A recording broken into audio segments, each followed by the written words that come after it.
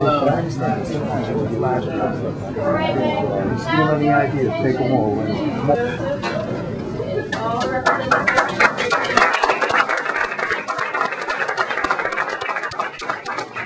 I'm going to do something tonight that I've never done before. When I first opened up the book, I was so impressed because this is just such a unique piece of art.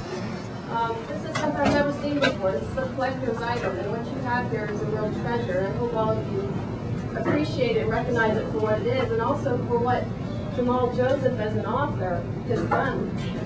It's a one-time thing. What I'm going to do is read his information, because I don't think I could do you justice just by introducing you. And there's so much to your history and your background that I think you need to know. And as I read it, and as I was so very impressed, I think you will be too. Mr. Joseph is a writer, director, producer, poet, activist, and educator. He credits his time spent in the Black Panther Party and 9 years he spent in prison as the inspirational fires that forged his creative sword. In 1968, at the age of 15, this is crazy. I mean, what? I mean, I have a daughter who's 15. I just, with what's on her mind nowadays, I could not imagine her traveling that kind of path at that age. At 15, he joined the Panthers. 6 months later, he was arrested as the youngest member of the Panther Party. Phoenix Shakur was also a member of the Panther 21, as you know, and he adopted Jamal as his little brother. The two created a bond of family and love that has lasted through prison, drug addiction, recovery, tragedy, and triumph. Jamal was close to Tupac his whole life. They hung out, they debated, they talked, they acted out. Everything from politics, family, to hip-hop, to kung fu movies. Jamal's commitment to bringing creative arts and leadership training to young people is a tribute to discussions and plans he made with Tupac to build arts programs across the country. While in prison, Jamal earned 2 college degrees and wrote 5 plays. 2 college degrees and wrote 5 plays while in prison. I had to say that. 2 volumes of poetry also. 2 of these plays became award-winning Black theater productions. Jamal studied film at Third World Newsreel and is an alumnus of the Sundance Directors Lab. He's a co-author of Booksigning, The Whirlwind. His poetry has been published in the anthology Following Up the Morning, Essence magazine, and numerous journals and magazines. His screenwriting credits include Ali, An American Hero for Fox, Bad Blood for New York Undercover. I never could have remembered this, but you can see how you have to hear this. This is so impressive. This was all done by one person. And you have the privilege and honor of meeting him here at HUE-MAN tonight firsthand. And that's what HUE-MAN is all about, bringing people like Jamal to your family so that you have the opportunity to meet him. He wrote and directed Drive By, a love story, and The Zone for Black Stars. Is currently writing Another Baby, a screenplay based on his own life for Focus Feature. He's the director of Hue's Dreams Harlem.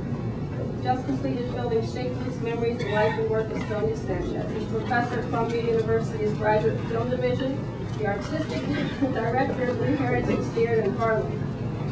Proud co-founder of Impact. I thought I looked good on paper. Proud co-founder of Impact, New Heritage Youth Theater Ensemble, and his membership of 50 young artists and community activists. He's married, he has 3 children, and all sound equally impressive.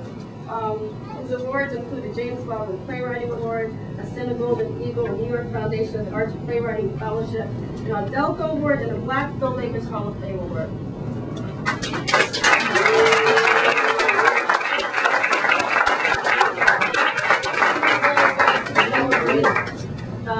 Hope that you purchase at least one of these today.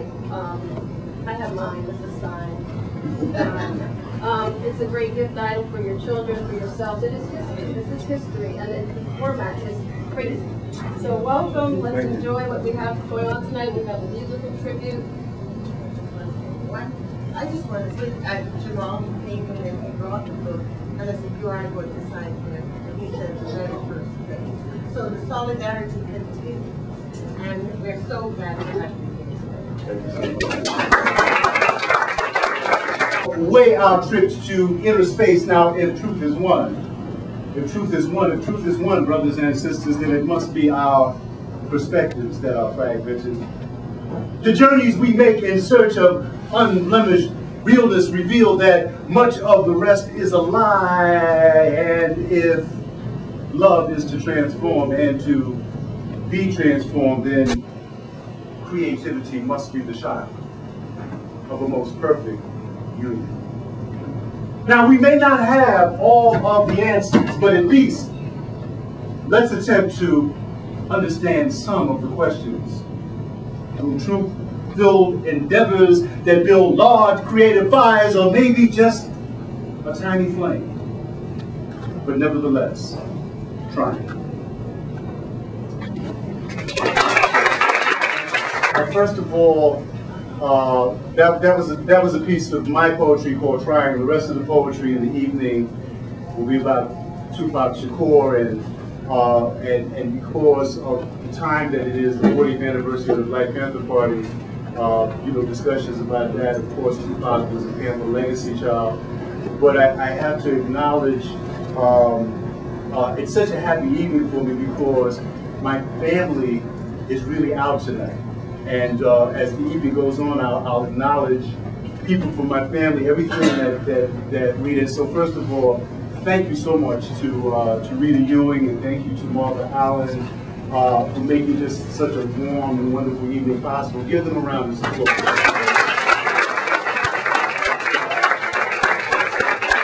Because what they do here is amazing. The energy here, to come into a bookstore and to see that vibrancy of people going through books, and to see people in here just having some tea and just hanging out at all times, the energy and the events that are happening here is just an amazing thing. You know, our relationship with books as a people, as African American people, is profound, it's wonderful, it's historic. When you keep in mind that not that long ago, we're talking about 150 years ago, which is, you know, when you think in a historical sense, it's not that long ago that a person of color would be beaten for having a book, that a person of color would be tortured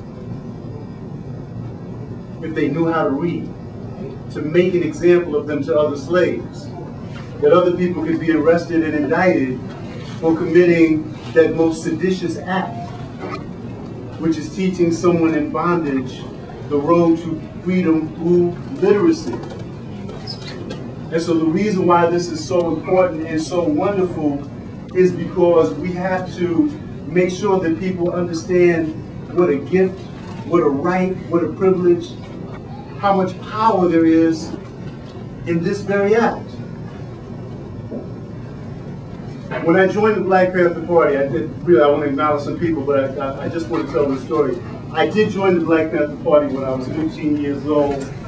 Dr. King had been murdered, 125th Street went up, other places in the inner city, or as we call them, the Black Colony, went up, and we were mad as hell. And I wanted to be a Panther, and I was looking to be in the most militant organization that I could find. And I started, in the few days after that riot, I started looking for organizations to join the way some of our kids who are out here that are in high school looking for colleges. I mean, I really went through it. I was like, yeah, the Nation of Islam, you know? And I don't really like bow ties. I mean, it was the most subjective reasons. I just thought I wanted to be down. SNCC. Now, I can see people in school tease me about that. Snakes, I know the most subjective of reasons. And then the Panthers came on television. They stormed the state capitol in Sacramento with guns to protest the change in the laws that had came just because of the Black Panther Party. Because I think all of us know, most of us know, that when Huey Newton and Bobby Seale started the Black Panther Party, that their first act of protest and organization were against the Oakland police. And what they would do is they would patrol the streets of Oakland, California with shotguns and rifles and law books. Back to this book thing. Back to this book thing. And of course, no one had seen this before. And it was legal to carry a weapon if it wasn't concealing, if you didn't had a record. And there were students studying politics and law, and they said, well, let's really test this. So they would police the pulpits, and the cops would stop to question a black person. There was Huey and Bobby, one of them pumping around in the shotgun, and the other reading this person their rights, observing from a legal distance of 15 feet. They would follow that person to the precinct, and they would bail them out. They had a little tiny bail fund, and if they didn't have enough, they had a couple of lawyers on call to represent that person. They were crazy, they were out their mind, but guess what? They were crazy enough to fire up their imagination so that they had people out there with them the very next week, the very next month, and the organization grew like wildfire. And then they wanted to change these laws and said, no, you can't carry guns anymore. So in typical Panther fashion, how did they respond to that? They stormed the state legislature with guns. And I'm watching this on television, I'm like, see them kind of coming in, all these, you know, old white politicians up in arms and the police trying to stop them. I went, they crazy. Look at them, they got guns storming in there with all the white people. They crazy, look at them. They were giving their statements and calling the cops pigs. Then they did the little side report talking about this growing organization, this growing threat to the Black Panther Party. They had stopped a car with Panthers in it, and what did they find in the car but guns and books? And they especially made a big deal of what they call the communist literature. That's something crazy. They got on the black leather guns, they got the black leather coats, they got guns, they're communists, I'm joining that one. You know, that's the one, because when you're 15, that's what you're looking for. Now we're riding out, there wasn't a Panther office in Harlem yet, and there wasn't one in the Bronx. I was living with my grandmother in the Bronx, so we had to take this 2-hour train ride out to Brooklyn. I'm with 2 older guys. We all said we're going to seek the Panthers out. Not quite sure what we're getting into. We just want to be down with the baddest militants. So as we ride now, one guy on this side, he's 19, the other brother's 17, and they start talking about what to get into, but we're psyching each other out. And of course, I'm catching it because I'm the baby. One person leans over, he says, you know, man, when you join the Panthers, it's like the mob, you know, there's no getting out. I'm like, oh, I don't care. The guy on the other side raises the stakes. He says, you know you got to kill a white dude to be a Panther. I'm like, well, I don't care. The other guy, no, man, no, tell it right, man, tell it right. It's not that you got to kill a white dude. You got to kill a white cop, and you got to turn in his badge and his gun. I don't care, because more so to be the Panther, you couldn't be no punk, right?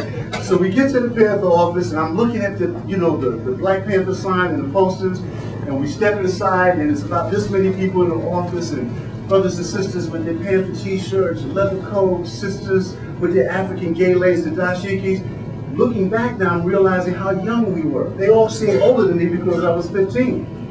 But these were brothers, 19, 20, 21 brothers and sisters. Average age of somebody in the Black Panther Party was 20 years old. So we come in, they direct me to the back seat, and the brother's sitting up front just like this at a desk, and he's reading the Black Panther 10-point program. Some of you familiar. We want freedom, we want power to determine the destiny of our black community, we want full employment for our people, we want an end to the robbery and capitalist of our black community. In fact, if you read the 10-point program today, 40 years after the founding of the Black Panther Party, it is as relevant today as it was 40 years ago. Sadly, it's as relevant today. These demands still need to be met. But nothing in there about killing white people, shooting a cop, taking his gun. In fact, he was on, but am I hearing this? I got my own inner dialogue. We'll be a Panther, ain't no fault, we'll be a Panther, you know.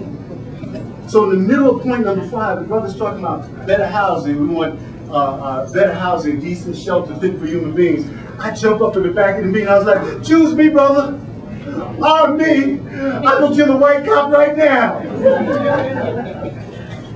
Brother tips his glasses and calls me up, the educational tutor. He said, come here, young brother. I walk, take one last look at my friends. I know this is it. This is the mission. They're going to be down on the floor. I'm standing right here, and the brother looks at me for a second, and he reaches and he pulls open the bottom drawer of this desk. And it's an old wooden desk, so it makes that squeaking sound, like Tales from the Crypt, you know. And he reaches in there, and he's reaching so far down, I'm not quite looking at him, and my heart's just beating. I was like, I thought I'd be preaching. He's going to give me a big ass gun. And then he produces those secret weapons for my mission. And it was, brothers and sisters, a stack of books. Autobiography of Malcolm X, Wretched of Earth by Francis Fanon, Soul on Ice by Eldridge Cleaver. There was a history book in there before the Mayflower by Lerone Bennett Jr. And that famous little, I see a lot of my Panther comrades here, that famous little what? Red book, quotations from Chairman Mao. And I'm standing there holding this. Now I think this must be a test. He gave me some books, man. I'm here to be a Panther, you know, now I'm getting a little indignant. You come here from what? I play hooky from school to come here. What I want with books? So now I feel this is a test and I have to do it. And I'm 15 years old, I'm this skinny, had a, you know, big afro. In fact, you know, if Q-tips wanted to market to black people, I was the poster child, you know? Afro tips. Clean your hair to black with my Michael Jackson, and my voice hadn't quite changed. So not only did I have the Jackson 5 afro, I sounded like Michael. So I tried to put some bass in my voice, and I was like, excuse me, brother. You said you were gonna arm me. He said, excuse me, young brother. I just did. Books. Yeah, that's right.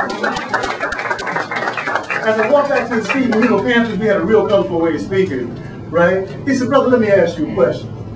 You know? He said, let me ask you a question. He said, man, of all of these racist, brutal, pig, swine-ass police that is out here brutalizing black people, murdering black people, he said, if all of them were white, the people being brutalized was white.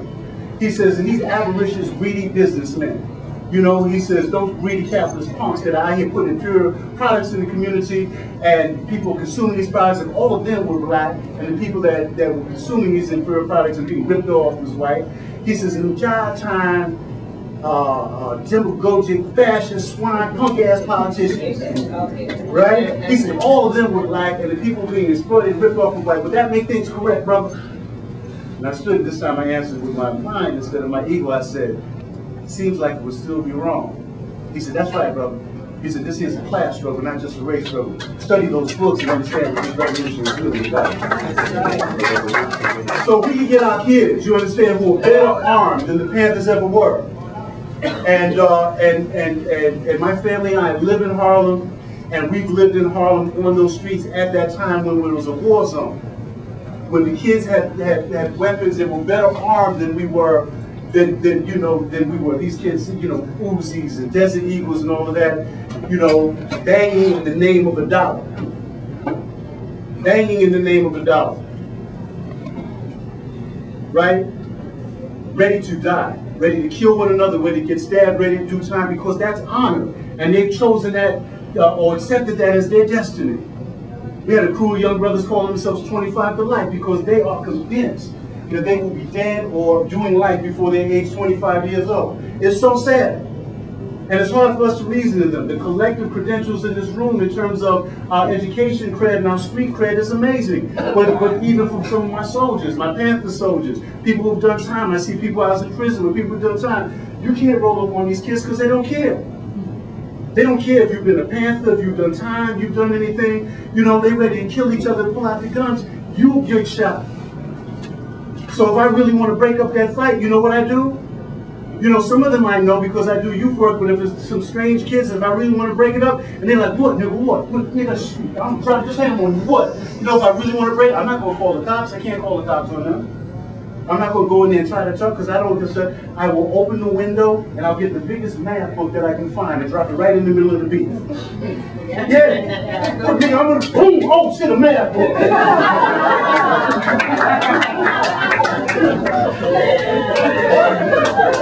That's good stuff, man. But that's our battle. You understand? That's our battle. We talk about that legacy. We want to talk to the kids. It does not matter if our ancestors created the alphabet, invented mathematics, if our kids can't read and they can't count. And all of this legacy does not matter that we're doing if our kids can't understand that basic thing that was clear to me in the church, that was clear to me in the NAACP Youth Council, that was clear to me in the Black Panther Party. Take a survey of the Panthers in this room right now. Do a little pop quiz anytime you meet a Panther and said, beside the 10-point program, beside Marxism, Leninism, beside dialectical materialism, Besides the rules of discipline, what was the number one thing that was drilled in your head? If you had to say that the Black Panther Party brainwashed you about anything, what was the number one thing that you were taught to believe in? And every Panther will say the same thing. Say it with me. We were taught to have what? An undying what? Love for the people. And that is the thread that has kept us alive. That is the thread that's important. That's what motivated this book and what we think the testimony of Tupac Shakur's life, with all of his contradictions. With all of his contradictions, in his rage and in his and in his brilliance, there was that thread in terms of that undying love, and whatever that heartbeat was, whatever that yin and yang, that push and pull was, that undying love for the people. So I'm going to read a passage very quickly. Thank you so much to our host for the evening. I'm talking about the people who did this mailing, and many of you got the invites, and that is Sharon Morris and Rainey Cook. Thank you so much. Thank you, Rosa Rivers, who's chairman of the Harlem Arts Alliance, and we're blessed to partner with so many things that we've been able to do together through theater, through creative arts, through our kind of activism. One of our staff people who's here now coined the phrase that we love to use. They said, when you combine an artist and an activist, you have an artist. Daphne Roberts coined that phrase. What we do with that. And of course, someone who's taken this journey with me for 25 years. Who was on the morning that I was arrested when a SWAT team raided our house and kicked the doors in.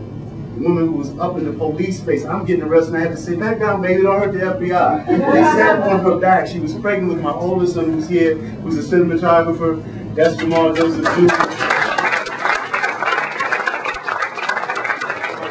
Guy is here who's a founding member of Impact, who's a junior adult, and our son's dad is not here. He just started university this year, and I'm so proud of him because he told me, he said, he was up here a week. He said, Dad, I was in my first demonstration.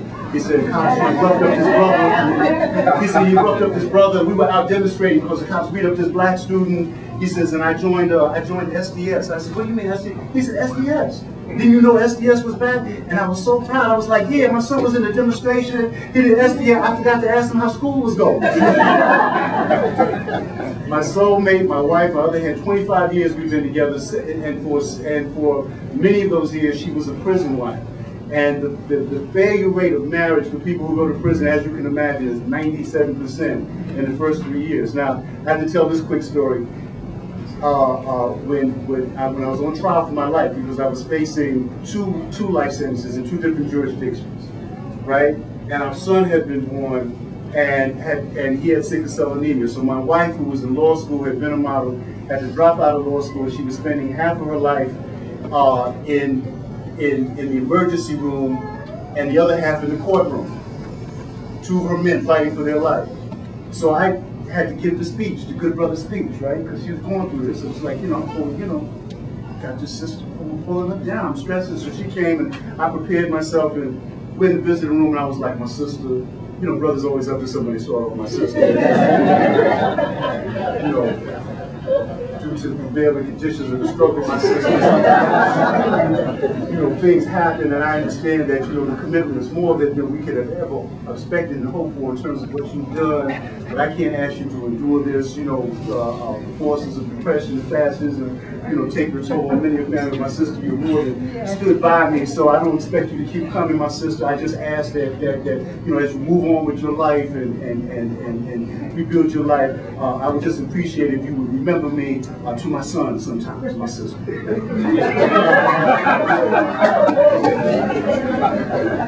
She looked at me, kind of looking at me now. She said, you finished? And I said, yeah. She said, no, really, are you done? I said, okay. And she said, is that what you want? With, all that you just said, nice little revolution, is that what you want? I said, well, my sister, she said, no, please, stop it, my sister, is that what you want? And then I broke down, well, no, baby, it's not that. She said, if that's not what you want, and that's not what I want, let us never speak of this again.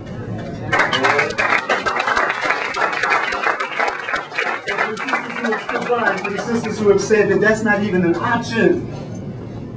That abandoning this man is not this option. Like that beautiful woman right there, Jackie Hayden, the Jazz Hayden, a warrior. This is the warrior right here. Himself here has done close to 30 years in prison. And this sister here, who also said this is not an option in our community. Another brother who's done amazing things and earned several degrees and graduate degrees in prison, is doing amazing work right now with prisoners' rights and the rights of ex-offenders, as we call them, survivors, to acknowledge you. So my Black Panther family was here, and I'm talking about some people that were really in the trenches, right? I'm really in the trenches, who know some stuff about me, you know, who know some stuff about me, good stuff and the funny stuff. They have to just stand and get a round of applause. Come on, all the Panthers were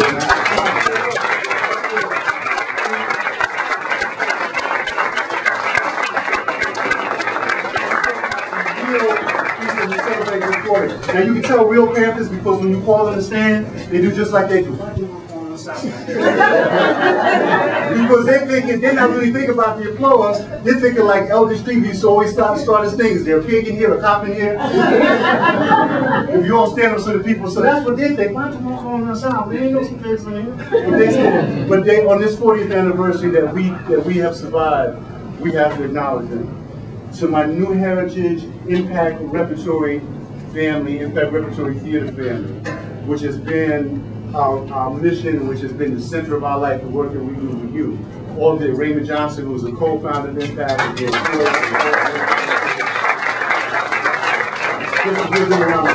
I have people, you know, neighbors, you know, who have come out, friends, so everyone is here. Thank you so much.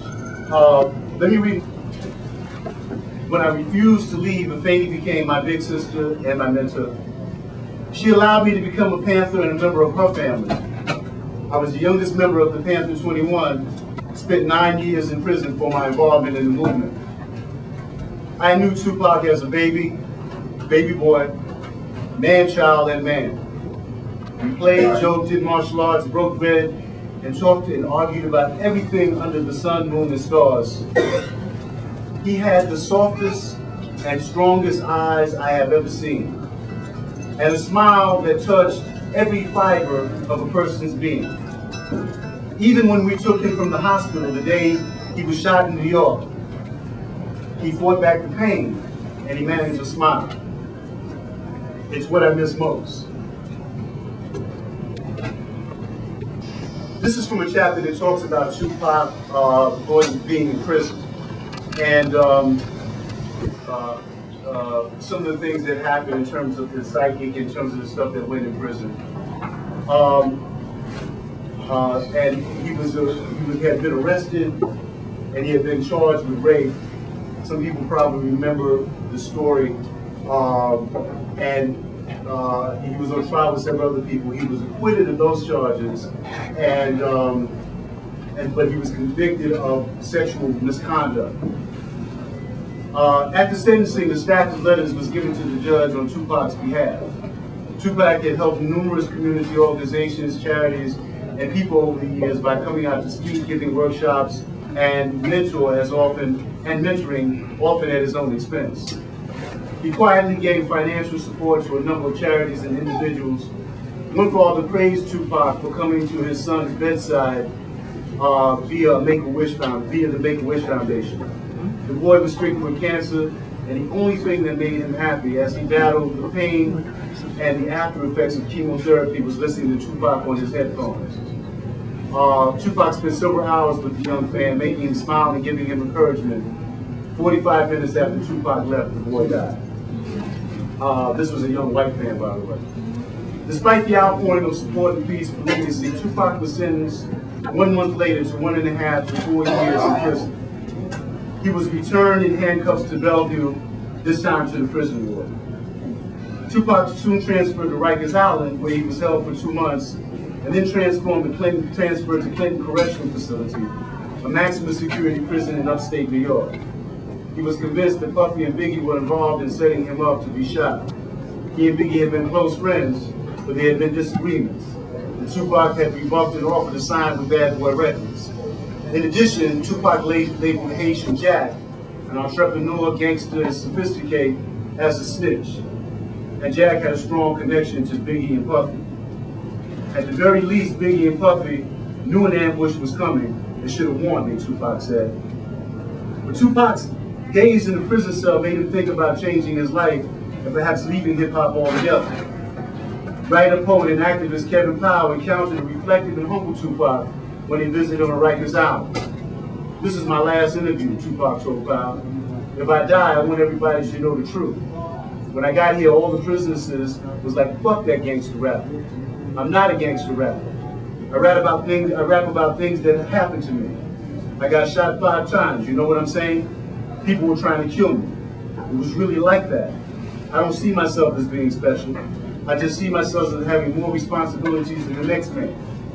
People look for me to do things for them to have answers, and I wasn't having them because my brain was half dead from smoking so much weed. I'd be in a hotel room smoking too much, drinking too much, going to clubs, just being young. That was being in jail to me. The addict in Tupac is dead. The excuse maker in Tupac is dead. The venge in Tupac is dead. The Tupac that would stand by and let dishonorable things happen is dead. God let me live to do something extremely extraordinary, and that's what I have to do.